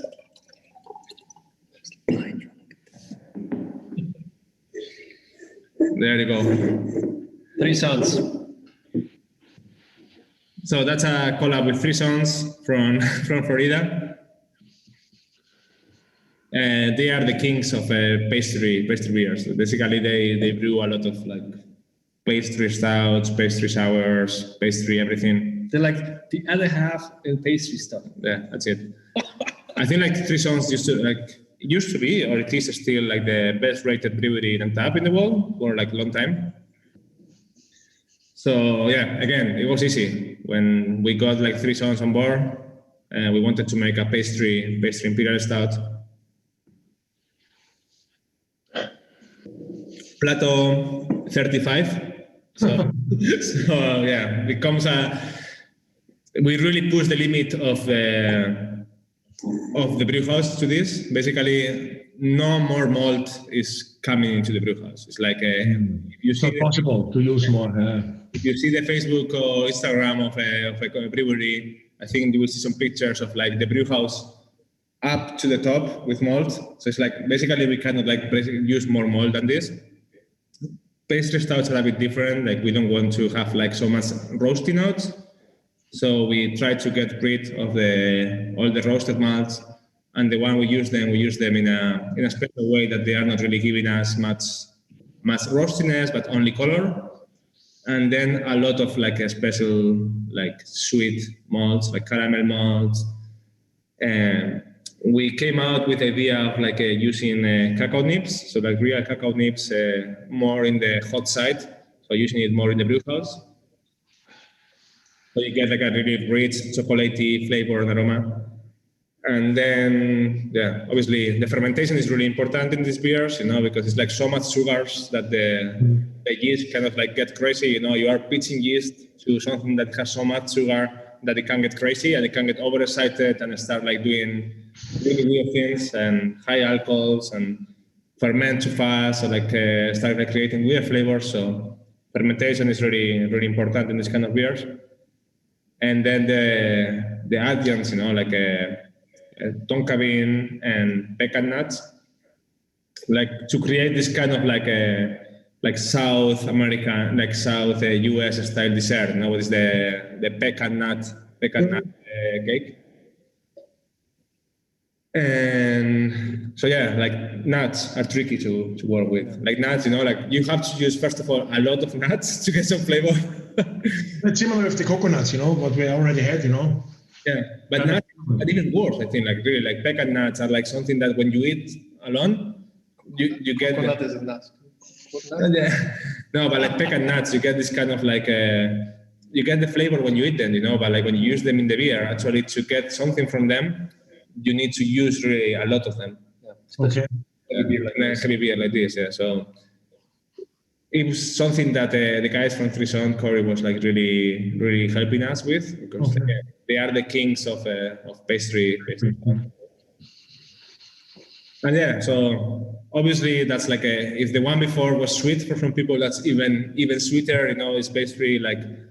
You already can feel it on the lips, So we talked before about the pairing with food. I think like when it comes to pairing with this beer, for example, I think it's impossible to because it's already food. Huh? Yeah, it's this beer. I completely agree, Greg. That's already food. You don't need anything on top or to pair with it. There's a question now coming up. If there is any possibility to make a collab with a brewery in Austria, is this something you maybe have in mind? We already made a collab with breweries in Austria. I mean, we brewed. Yeah, we did last year. 2 years ago with Bivok. And actually, we still own a collab to Basia and his team, like here. Well, they owe us a visit. Yeah, so they have to come here to brew. Like, but I don't know if Basia is like watching this, but we were there twice in the last 2 years. He had to come visit us now. He will come. I had a longer discussion going on, in the last 2 weekends, and he has so many plans. And one of his plans, and really, so we are having this tasting now that he told me I have to go there. Actually, the last trip we did, before the bigger lockdown number 3, number 4, I don't know, and I lost already with the lockdown we had. It was like we were going by car to Croatia to make some collabs, and in the way back, I kept saying to Greg, like, we have to stop in Bivok, in the border of Austria, Slovenia, because the brewery is really nice. He's a cool guy, and it was only like 1 hour of the tour. So we were calling him. It's like, hey. By the way, I forgot to tell you, we got a ticket in Austria, and I think you were the driver. Like, we got a ticket in Austria, like a speed. Really? Yeah. So yeah, but we stopped there to visit Basia and the team, and it's always cool there. Yeah. Host, great people. I know that you already have a collab, but we also have to answer the question, that also says people have to watch out and listen, and that's what. So there was already a collab with the brewery Bierverkostung from Austria. But there's also a suggestion, maybe we can do something like a lager or a Helles. There's the oldest brewery from Austria, which is called Hofstetten. Yeah. Oh, yeah. Hofstetten, they are original, the oldest brewery from Austria, and they are making this Granit beer. So they are really well known for lager beers. And if you want, I can put you in contact, and maybe you can know. Really, that's something really, really cool and authentic. That's amazing. Yeah. I love Hofstetter. Like, I think I was there, I don't know, like 5-6 years ago. Yeah. Like a Pilsner. I think it was like Kübel beer is something, März. With Aurora hops, like from Slovenia. Yeah. That was really, really good.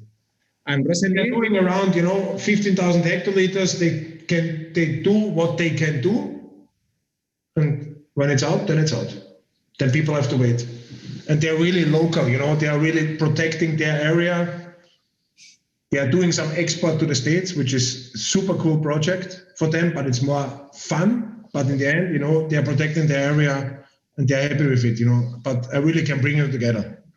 Yeah, and actually funny that you asked, because we, not long ago, we were talking about some of the lagers we're doing. We're pushing lagers. We're pushing a lot of lagers, probably more than we can sell, but we love them. We really enjoy lagers, and we'll definitely continue brewing them and continue promoting them. And Ben was actually suggesting to me that some of the lagers we should probably do with experts in this field. And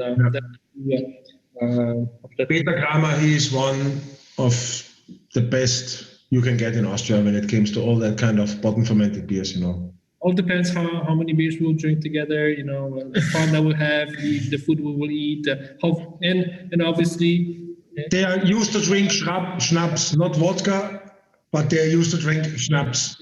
Not pastry schnapps. No snaps anymore, please. Like, every time I go to Austria, you made me drink too many snaps already. But let me add a little condition to that. Marcus has to be there. Okay. That's easy for me because it's only 1 hour 30 drive from Vienna, not 5 hours. No, I promise I will come. So if you want to go, then we can go together. No problem at all. Is it north from Vienna, Marcus, or what? It's like kind of northwest from Vienna, huh? Yeah, it's northwest. It's in the direction of Salzburg. That kind of way. Linz and then a little bit upper. Mm-hmm. Nice. We're open. Yeah, we are too. So. Is there something you want to add on this tasting? Is there some message to the beer world, to the people here in Austria? After 6 heavy beers, you're asking us for a meaningful message. I'm going to get emotional. No, we miss everybody. We miss traveling. We miss traveling to Austria. I mean, before the lockdown, we had a chance to, your invitation, come to Vienna and take a part in the festival. So yeah, just keep drinking beer, keep supporting your local breweries. COVID will eventually end, and we'll definitely have a big party in Wrocław and in Vienna, and talk about all the things that happen in between. So yeah, and again, thank you so much for your support, Marcus. We're happy to be working with you. You're a very good friend of Stu Mostów, good friend of ours. So thank you for that. And hopefully we'll be sending more good stuff brewed in Wrocław to you and your customers. How was that for the message? That was a great message. Now I'm waiting for the message from Ben. How are you calling? Ben. I mean, like, what can I say? I already said in the beginning, I love Vienna. Like, we have been working together, like, for some years now. I mean, like, it's always nice, you know, it's special for me to go there. I have a lot of great friends there. Like, I hope I can see everyone soon. I mean, I'm not going to start saying names because then I will forget someone and they will kill me. But I mean, I've been a good friend of the beer lovers and Hammer scene family and basically everyone in the Vienna scene for years, and I'm really missing to go there. I mean, like, I was used to go there like couple of times a year, 3 times a year, and now it's been 2 years without seeing you guys. But yeah, life right now is a bit special. But yeah, as Greg said, it will get better, and we will have fun, and we will like drink some beers and some snaps and have fun in general together. No worries. Perfect. That's good to hear. There's one last question coming. Which beer is the closest beer out from you guys to the double dry sour hopped IPA? Which one is the closest? Is it this Collab? No, I guess not. With Berlo, the strawberry Berliner Weisse? Which one is the closest you can get on a regular or more or less regular base from you guys? Which is the closest to the one we brewed with Bellwoods? No. To the double dry hopped sour IPA with Bellwoods. Is there something really close you can suggest? Yeah, actually, we do a bunch of sour beers, but something that will be relatively close, but Ben, correct me if I'm wrong, we're just about to release a hoppy saison. Will not be as sour as this one, but it will be released within a month. Okay. Nice cans, nice design. So I would recommend that. And I'm sure we will do more hoppy IPAs as well. Hoppy sours. Yeah, I mean, like, that's as Greg said, not as sour at this one, but definitely like a lower pH than a regular IPA. And it's a dry hop. It's dry hop with Motueka and cool melon hops. Mm-hmm. So we have like this kind of mix between a bit like more tart, not getting sour but tart like a beer, with this mix of like the Belgian yeast and the hops from New Zealand and Germany, but new wave German hop, that they work together. Actually, we started the drinking session today with this beer, and it's great. Perfect. So I will keep my eyes open and follow the lists which are coming always on Monday, and then I will keep an eye on this saison which will come, and then I will try to get it down to Austria. So the end is near. And I also want to say thank you for this great evening. It was really interesting, and I can feel and see the passion. And I'm really happy for Ben that he's happy now, working for you, Greg, and that's something which makes me happy for him, because he's a really good guy. And so I'm proud for him that he works now for you. And that sometimes he is a pain in the ass, but yes. He's a brewer. Come on, so he must be a pain guy. No, but thank you for this evening. It was really interesting. It was good to having you, and I'm also happy that we finally find the way together. Great, thank you. He's a big person. Good, it's perfect, and I'm really looking forward to come to Wrocław. maybe we're gonna not visit all these 100 bridges, but we're gonna visit some of the good bars. 100 bars. No, perfect, really, thank you. Okay. Hold on a minute before you're leaving. So, danke fürs Zuschauen. Das Gute ist, wir hatten das Glück, dass wir noch ein paar Boxen bekommen haben. Also alle, die jetzt hoffentlich genauso begeistert sind wie ich, haben die Möglichkeit, dass sie es nochmal nachbekommen, entweder bei uns im Shop oder eben online. Die nächsten Termine noch ganz kurz. 24.3. ist Tiny Rebel. 31.3. ist Sierzo aus Spanien. 7.4. ist noch nicht online, ist ein Tasting mit Flying Monkeys. 14.4. kommt Zillertal aus Österreich und die nächsten sind gerade in der Pipeline. Also wie schon gesagt, wir werden das Ganze weiter am Leben erhalten, auch wenn die Gastronomie bald wieder offen ist. In diesem Sinne, danke fürs Zuschauen und hoffentlich bis bald. Gute Nacht und auf Wiedersehen. Tschüss. Do widzenia. Tschüss. Baba.